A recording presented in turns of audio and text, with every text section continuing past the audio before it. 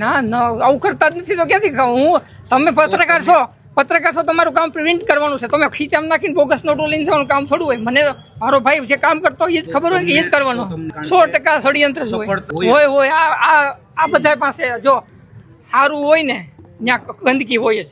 એટલે આ કહો કે જો મારી ગાડી ઘણી વખત મારો માણસ આપતો હોય, કોઈ ભાઈબંધ હોય, પડોશી કોઈક માગે એની પાસે ચાવી હોય, હું એને ચાવી લઈ લઉં, પછી ગાડીમાં લઈને ઉપર લઈને સૂતો રહો. સવારે ઉઠીને કોઈક કે આમાં ગાડીમાં કંઈક છે તો તમે આવીને આ બધું છોટી પડો કે પકડાણી ઓલું થયું, આમ થયું. પછી ગાડીની માલિકી મારી હોય તો પોલીસ મને પકડવાની છે.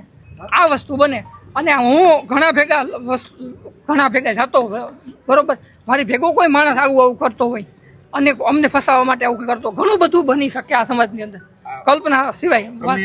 આજે આપણે કામ કરતા હોય એટલે એવું ન હોય કે વ્યવસાયથી જ થતા હોય. કાલ સવારે કોઈકને ગાડી મૂકવામાંથી લઈને બીજું છે, ત્રીજું છે, કોઈ પણ વસ્તુ છે, કાંઈ પણ વસ્તુ થતું હોય તો એ બની શકે. હવે ત્યાં શું વસ્તુ બની હોય, કોણ કેવી રીતે કોણ કરી ગયું હોય, એટલે મને તો કલ્પના જ નથી કે આ વસ્તુ કરી શકે. એ ફસાવાનું જ થતું 100%. હવે હું મારા કામથી કામમાં અહીં આવતો હોય છે, તમે 8 વખત તો હોય છે, મારે કાંઈ વાત નથી.